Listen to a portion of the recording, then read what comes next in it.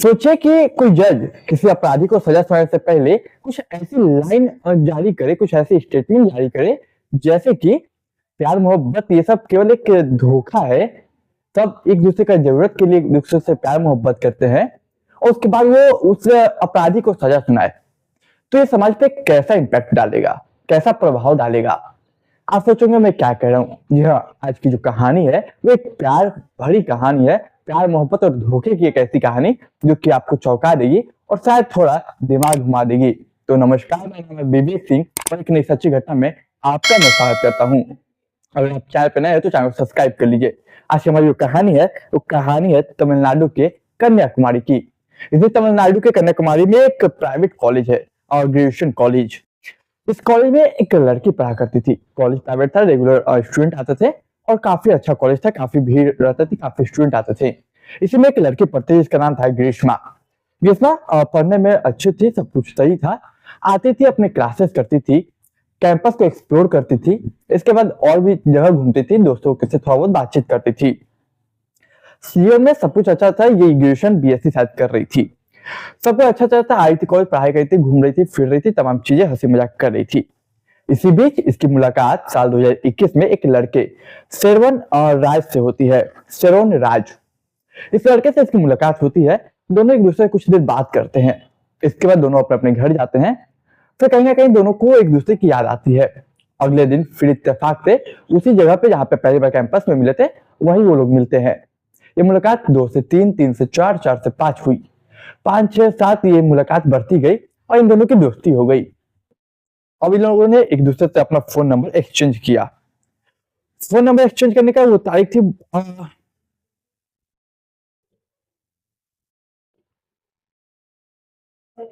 Phone number exchange करने के बाद फोन नंबर एक्सचेंज किया। इसके बाद लोग रात दिन बातें करने लगे।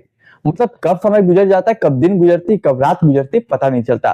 कॉलेज में दोनों स्टूडेंट भी थे, पढ़ाई लिखाई कंप्लीट हो रही थी और इधर इन लोगों का प्रेम कहानी भी चलने लगा था। अब देखिए, अंदर अंदर दोनों एक दूसरे से प्रेम करते थे, लेकिन इस बात का इजहार नहीं किया था। कुछ समय गुजरता है तो दोनों एक दूसरे से अपने दिल की बात करते हैं, अपने प्रेम का इजहार करते हैं। दोनों को पहले से एक दूसरे से प्रेम था तो दोनों एक दूसरे का प्रपोजल एक्सेप्ट करते हैं। एक्सेप्ट करने के बाद दोनों एक प्रेम कहानी अच्छी चलने लगी, कॉलेज की कहानी अच्छी चलने लगी, पढ़ाई की कहानी अच्छी चलने लगी। अब देखिए, कॉलेज में जो लोग जानते थे वो लोग मिसाल दिया करते थे कि गर्लफ्रेंड बॉयफ्रेंड हो, प्रेम कहानी तो ऐसी हो, क्योंकि देखो कितना लॉयल है ये लोग एक दूसरे के प्रति। लेकिन देखिए, धीरे धीरे समय गुजरता है, साल 2022 आता है, तकरीबन कॉलेज खत्म होने को था। कॉलेज खत्म होने का था, अंतिम लगभग चल रहा था उन लोगों का, जो भी चलता है कॉलेज का लाइफ। इसी बीच इन लोगों की मुलाकात कम हो जाती है। इसी बीच इन लोग बातचीत थोड़ा डाउन होता है।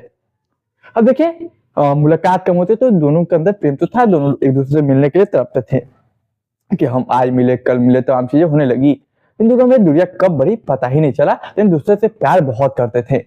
कॉलिंग पे हमेशा बात होती, लेकिन मिल नहीं पा रहे थे कॉलेज के कारण, क्योंकि कॉलेज अब खत्म होने वाला था और तमाम जिम्मेदारियां, तमाम चीजें होती है जीवन में। तारीख थी 22 अक्टूबर साल 2022 की बात है, लगभग अंतिम सप्ताह का। होता क्या है कि कॉल करती है ग्रीष्मा अपने बॉयफ्रेंड यानी कि वही श्रवण राज को। कहते कि देखो आज घर पे कोई नहीं है, तुम घर पे आ सकते हो तो आ जाओ। वो बोलता है ठीक है। वो खुशी से झूम उठा, क्योंकि काफी समय बाद वो अपनी गर्लफ्रेंड से मिलने वाला था। वो फोन ग्रीष्मा के घर पहुंचता है। ग्रीष्मा के घर पहुंचता है, वो अपनी गर्लफ्रेंड को देख के बहुत खुश होता। सबसे पहले उसे गले लगाता, उसके साथ बैठ के बातें करता। इसके बाद ग्रीष्मा जो थी वो कहती कि मैं जूस ले आती हूँ। वो कहता है ठीक है। देखिए, जूस लाने जाती हूँ, ये इसका जो बॉयफ्रेंड था यानी कि श्रवण राज, वो सोचता कि नहीं इस मूवमेंट को कैप्चर कर लूं, क्योंकि बहुत समय हो गया है घूमे मिले हम लोगों को और बहुत याद आती है, तो क्यों ना एक मूवमेंट कैप्चर कर लूं जिससे उसे देख के गुजार दूंगा जब तक अगली बार ना मिल लूं। वो एक वीडियो रिकॉर्डिंग ऑन करता है और वीडियो रिकॉर्डिंग को साइड में फोन में रख देता है।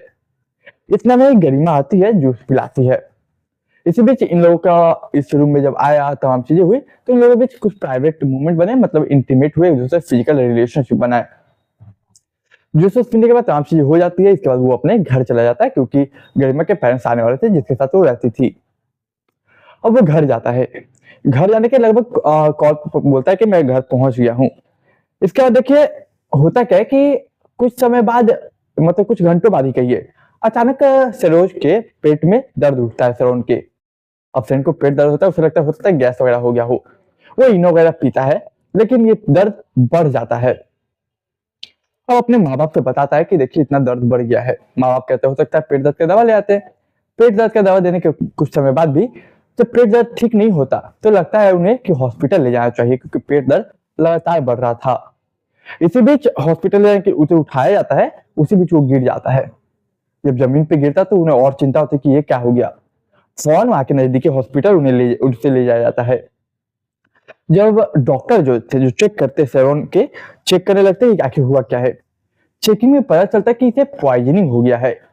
हो सकता है कि ये फूड पॉइजनिंग हो, लेकिन कहीं ना कहीं पॉइजनिंग का बात उठा तो अब पुलिस को इन्वॉल्व करना था। पुलिस इन्वॉल्व होती है। इन्वॉल्व होने के बाद पुलिस इन्वेस्टिगेट करती है। डॉक्टर से पूछताछ में पता चलता है कि एक कुछ इसे पॉइजनिंग हुआ है, लेकिन सवाल है कि पेट में जहर गया कैसे। फिर लगता है कि हो सकता है फूड पॉइजनिंग हो। इसके बाद तारीख थी 25 अक्टूबर, लगभग 2-3 दिन गुजर गए।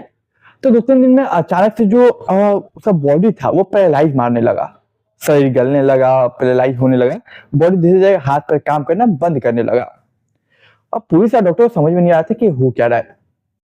फिर डॉक्टर को समझ में आता है कि ये कोई फूड पॉइजनिंग का मामला नहीं है, ये कोई केमिकल रिएक्शन है।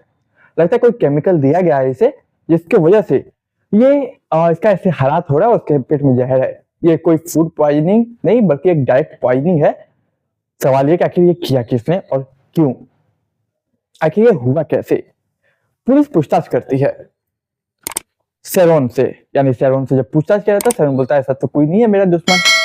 पूछा जाता है कि तुमने आखिर बार खाया क्या था या पिया क्या था, तब सेरोन बताता है कि आखिर बार मैं अपनी गर्लफ्रेंड से मिलने गया था और गर्लफ्रेंड से मिला तो उसने एक जूस पिलाया था। अब पुलिस कहती है कि हो सकता है उस जूस में तुम्हारी गर्लफ्रेंड ने कुछ मिला दिया हो। सेरोन इस बात से इनकार करता है कि नहीं सर, वो मुझसे बहुत प्यार करती है। लेकिन पुलिस एक भी नहीं सुनती, क्योंकि मामला बहुत गंभीर था, उसकी तबीयत लगातार बढ़ रही थी। वो फौरन जाती है और ग्रीष्मा को अरेस्ट कर लेती है। अरेस्ट करके थाने लाती है। थाने लाने के बाद जब ग्रीष्मा से पूछताछ किया जाता तो ग्रीष्मा जो थी वो तमाम तरह की कहानियां सुनाती, कभी इधर कभी उधर, कभी ये कभी वो, फलाना मक्का।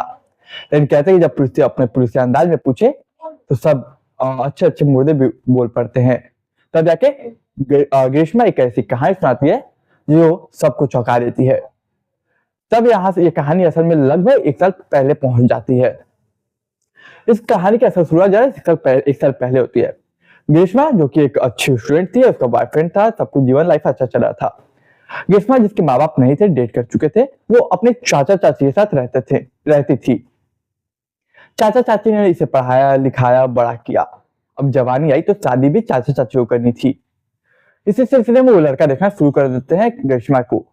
इसी बीच एक केरल का एक लड़का मिलता है जो कि केरल में रहता था, जॉब करता था, वेल सेटल्ड था, करोड़ों की प्रॉपर्टी थी।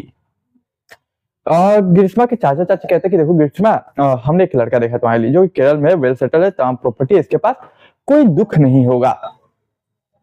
ग्रीष्मा अपने लवर प्यार तो करती थी सेरोन से, लेकिन जब ये सब बातें सुनती कि लड़का अच्छा है, वेल सेटल है, बहुत खुश रखेगा, काफी प्रॉपर्टी है, तो कहीं ना कहीं उसका मन बहक जाता है।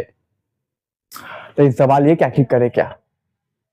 इसके बाद वो धीरे धीरे अपने बॉयफ्रेंड यानी सेरोन से पीछा छुड़ाने लगती है। इधर जो बातचीत थी शादी की वो आगे बढ़ाई जाती, लड़के से फोटो लड़की की भेजी जाती।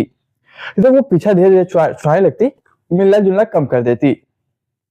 इसी बीच अब सेरोन जो था उसको समझ में नहीं आता कि मेरी गर्लफ्रेंड को हुआ क्या, मिलना क्यों कम कर दी। फोन पे तो बातें होती थी लेकिन मिल नहीं पाती थी, जैसा मैं आपको पहले भी बताया। मिलना जुलना अचानक कम हो गया, इसके पीछे कोई और वजह था। इधर शादी फिक्स हो जाता है, लड़का को लड़के और लड़की को लड़का पसंद आ जाता है। अब देखिए जब ऐसा हो जाता है, शादी फिक्स हो जाता है, कहीं ना कहीं जो लड़की थी ग्रीष्मा, उसे अब दूसरे से शादी करी थी, एक वेल सेटल्ड से। उसे अपने बॉयफ्रेंड से कोई मतलब नहीं था। अब जो भी मतलब था, जो भी प्यार था, वो सब खत्म कर रही थी धीरे धीरे। सिर्फ कॉलिंग पे बात करी थी ताकि उसे कोई शक ना हो। इसी बीच देखिए एक ज्योतिषी मिलते हैं। ज्योतिषी मिलते वो बताते हैं और कुंडली वगैरह दिखाई जाती है, तो बताते कि देखो लड़की का जो कुंडली है उसके हिसाब से लड़की जिस भी लड़के से शादी करेगी उसके पहले पति की मौत हो जाएगी और इस लड़की को विधवा का जीवन जीना होगा। ये बोल के वो ज्योतिषी निकल जाते हैं। लेकिन जो चाचा चाची थी वो उन्हें टेंशन सताती। इधर जो लड़की थी उसे भी ये टेंशन सताती कि मैं शादी करूंगी, वो मर जाएगा तो मैं विधवा हो जाऊंगी, जीवन भर मुझे विधवा बन के रहना पड़ेगा, उसकी जो प्रॉपर्टी है वो भी हाथ से चली जाएगी। ये तमाम चीजें थी। अब चाचा चाची और फिर लड़की सभी की नींदें उड़ चुकी थी रातों की। अब रातों की नींदें उड़ चुकी थी, दिन रात यही सोचते कि प्रॉब्लम का समाधान कैसे करे। इधर इन सब बातों से अनजान जो लड़का था वो था शेरोन, कि उसकी गर्लफ्रेंड कहीं और शादी करने का सोच है, इनफैक्ट शादी फिक्स हो गया है। वो लगातार अपनी गर्लफ्रेंड को मनाने की कोशिश करता और बातें करता कि मिलना चाहता हूँ, ये तमाम चीजें।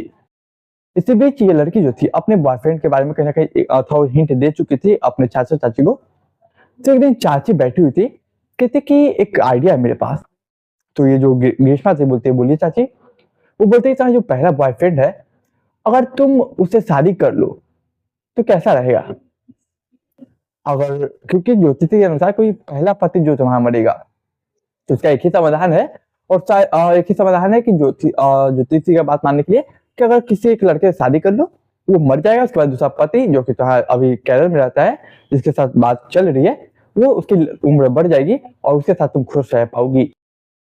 इधर अगर शादी इधर कर दिया हमने और अगर उधर लड़का हो पाता है, तो हो सकता है वो तुम्हारे पहले पति को, तुम्हारे पति को वो कॉल करके बताए सब चीज, और इससे तुम्हारा रिश्ता खराब होगा।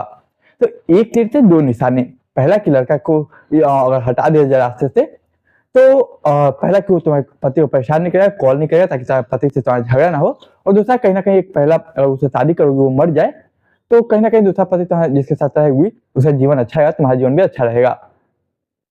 ये आइडिया ग्रीष्मा को बहुत पसंद आता है। वो कहता है बात तो सही है, एक जीवन से कांटा भी निकल जाएगा और एक तीर से दो निशान हो जाएगी। फिर जैसे कि मैं बताया था 22 अक्टूबर साल 2022 को लगभग आखिरी हफ्ता में जो ग्रीष्मा थी वो अपने बॉयफ्रेंड को कॉल करती है, यानी कि शेरोन राज को कॉल करने के बाद बुलाती है। शेरोन राज आता है, कुछ बातें वो लोग करते हैं, कुछ प्राइवेट मूवमेंट, सॉरी शादी भी वो लोग करते हैं। वो लोग घर पाने के बाद शादी करते हैं, सिंदूर डालता है, तमाम जो चीज होती है, शादी भी हो जाती है। इसका वो लोग साथ में इंटीमेट होते हैं, यानी कि फिजिकल रिलेशनशिप बनाते हैं। फिजिकल होने के बाद लड़की चली जाती है जूस लाने के लिए, कि मैं जूस लेके आती हूँ। इधर वो एक कैमरा ऑन था, वो कैमरा रखा था उसने रिकॉर्डिंग पे, ताकि एक प्राइवेट मूवमेंट को कैप्चर करते, कुछ कैप्चर करते मूवमेंट जो कि बाद में देख के याद कर सकूंगा। उसने ऐसा कोई भावना से नहीं रखा था, नॉर्मली रखा था। लेकिन इधर जो लड़की थी वो जूस लाते, जूस पिलाते, जूस में एक जहर मिलाती है। अब सवाल ये कि जहर भी कोई आम जहर ना, जिससे कुछ पता ना चले। उन्होंने इसके लिए एक वैद्य का सहारा लिया था, वैद्य जी का। वैद्य जी जो थे वो एक आयुर्वेदिक जहर बनाते हैं, आयुर्वेदिक जहर, जो कि धीरे धीरे शरीर को अंदर जाके धीरे धीरे शरीर को गलाए और जिससे मौत का वजह पता ना चल पाए। वैद्य जी वो दवा देते हैं, वही आयुर्वेदिक जहर वो उस जूस में डाल देती है। फिर अपने बॉयफ्रेंड, यानी कि वही बॉयफ्रेंड का या पहला पति कहिए, शेरोन राज को पिलाती है। उसके बाद वो निकल जाता अपने घर की ओर। घर की ओर निकल के जब घर में पेट दर्द शुरू होता है, हॉस्पिटल पहुंचता है, पुलिस इन्वेस्टिगेशन में ये सब सामने आता है। जब देखिए ये सब चीजें हो जाती है, जब ये बातें शेरोन राज को बताई जाती है कि तुम्हारी गर्लफ्रेंड ऐसा ऐसा और इसलिए किया क्योंकि उसे दूसरे से शादी करनी थी, तमाम चीजें, पहले पति की मौत होती, वो तुम्हें मतलब एक जस्ट मोहरा बना लिया। यकीन मानिए कि लड़के ने ये सब सुनने के बाद भी यकीन नहीं किया। उसने कहा नहीं, मेरी गर्लफ्रेंड ऐसा नहीं कर सकती। उसने पुलिस वालों की बातों पे, परिवार की बातों पे हल्का सा भी भरोसा नहीं किया। उसे अपने सच्चे प्रेम पे भरोसा था कि लड़की गलत नहीं है, उसने ऐसा कुछ नहीं किया है। देखते देखते कुछ दिनों में ही वो लड़का दुनिया छोड़ के चला जाता। लेकिन कहीं ना कहीं एक वीडियो जो उसने रिकॉर्ड किया था वो पुलिस को मिलती, तमाम चीजें होती। इसके बाद चार्जशीट फाइल की जाती, लड़के के खिलाफ, लड़के के खिलाफ चार्जशीट फाइल करके कोर्ट भेजा जाता। वक्त गुजरता, समय गुजरता, कोर्ट में पेशी होती, बहस होती, तमाम चीजें होती। लेकिन अभी 2-3 दिन पहले की बात है, यानी कि साल 2025 जनवरी की बात है, और कुछ 2 दिन पहले जब आप ये कहा, 2-3 दिन पहले की होता क्या है कि लोअर कोर्ट फाइनली फैसला सुनाती है कि इनका फैसला। पहले एक स्टेटमेंट सुनिए। और लोअर कोर्ट का एक स्टेटमेंट था कि ये प्यार मोहब्बत जो है, ये लोग बस इसने खेल बना रखा है। अपने चीजों को, जरूरतों को पूरा करने के लिए इन लोगों ने प्यार मोहब्बत का नाम दे देते हैं और तमाम चीजें। ऐसी टिप्पणी खुद जज ने किया लोअर कोर्ट का, तब जाके कहीं ना कहीं समाज पर एक अलग प्रभाव डालता है। इसके बाद उसने कोर्ट ने, यानी कि जज ने ये फैसला सुनाया कि इसे फांसी के फंदे पे तब तक लटकाया जब तक उसकी मौत न हो जाए, यानी फांसी की सजा दे देते हैं, अपने कलम तोड़ देते हैं।